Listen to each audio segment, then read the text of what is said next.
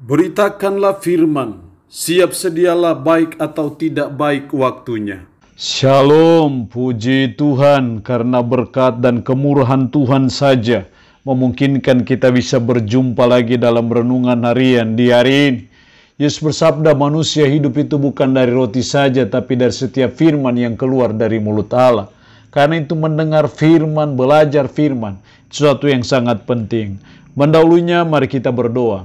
Puji syukur di hari ini Tuhan berikan kami waktu dan kesempatan untuk kami kembali akan mendengarkan nasihat firman-Mu dalam hidup kami di hari ini. Roh-Mu yang kudus tolong kami, urapi dan berkatilah kami dengan firman-Mu di hari ini.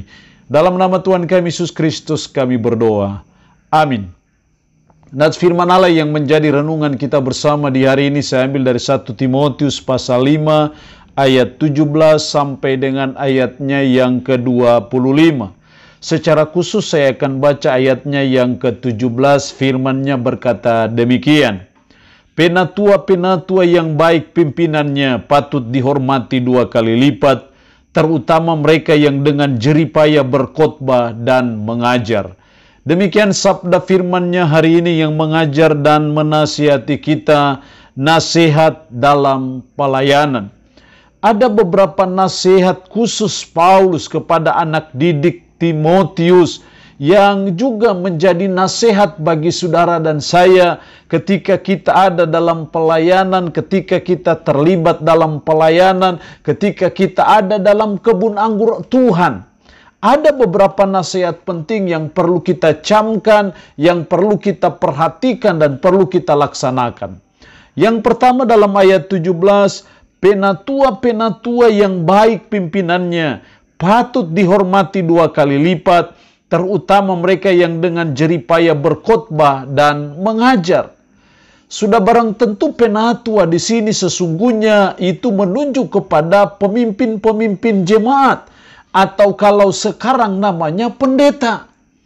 Di sini penulis berkata, penatua-penatua yang baik pimpinannya patut dihormati 2 kali lipat.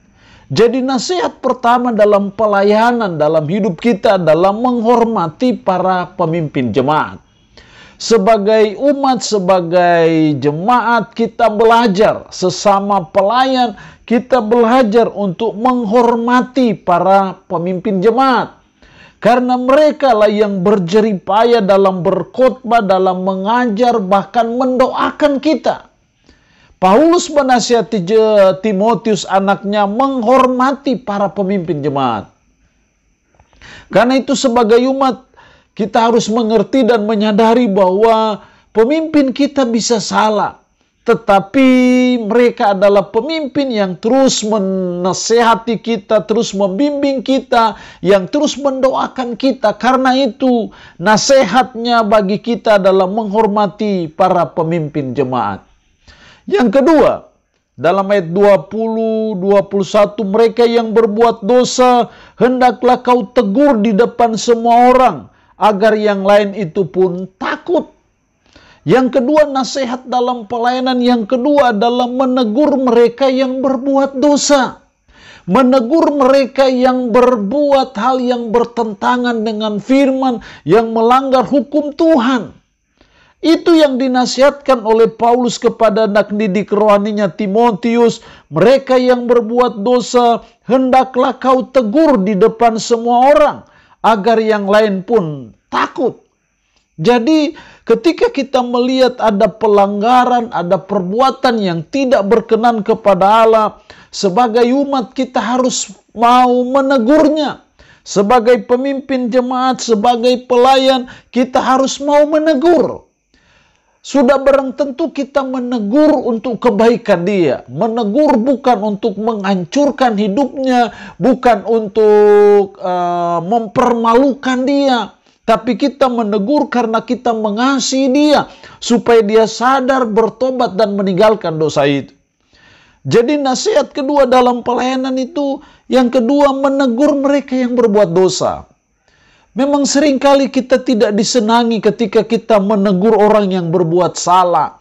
Ketika menegur jemaat yang melanggar hukum Tuhan, yang tidak berjalan sesuai dengan kebenaran firman. Tapi nasihat dalam pelayanan, kita perlu menegur mereka yang berbuat dosa, dengan harapan mereka sadar bertobat dari dosa mereka.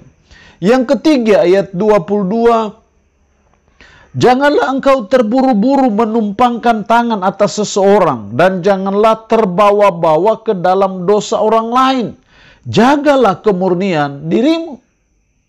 Janganlah terbawa-bawa ke dalam dosa orang lain. Nasihat ketiga dalam pelayanan adalah jangan terbawa ke dalam dosa orang lain. Jangan berkompromi dengan dosa orang lain. Jangan sampai kita terlibat dalam dosa orang lain.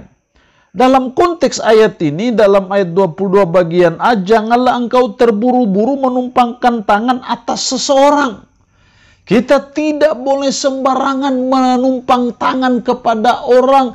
Jangan sampai dia berbuat hal yang tidak baik, yang berbuat hal yang tidak berkenan kepada Allah.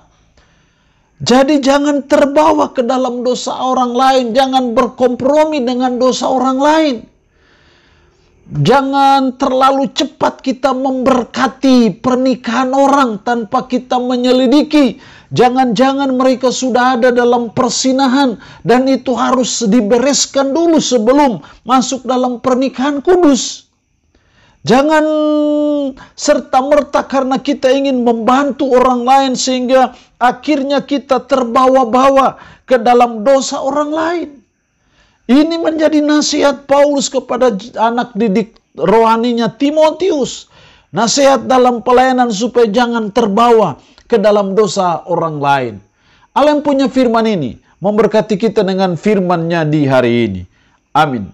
Mari kita berdoa. Puji syukur untuk kebenaran firman-Mu hari ini yang mengajar dan menasihati kami nasihat dalam pelayanan. Tolonglah kami supaya kami menghormati para pemimpin jemaat. Tolonglah kami supaya kami menegur mereka yang berbuat dosa. Dan tolonglah kami supaya kami jangan terbawa ke dalam dosa orang lain. Roh-Mu yang kudus tanamkan dan meteraikan firman dalam hati dan pikiran kami. Dan sanggupkan kami untuk kami bisa memperlakukan firman ini dalam hidup kami sehari-hari. Hamba mohon berkat-Mu bagi umat-Mu yang mendengarkan renungan harian di hari ini. Yang sakit, hamba berdoa dalam nama Yesus. Tuhan lawat, jamah dan sembuhkan dari sakit penyakit yang diderita. Terpujilah nama-Mu Tuhan. Dalam nama Tuhan Yesus Kristus kami berdoa. Amin. Shalom. Tuhan Yesus memberkati kita dengan firman-Nya di hari ini.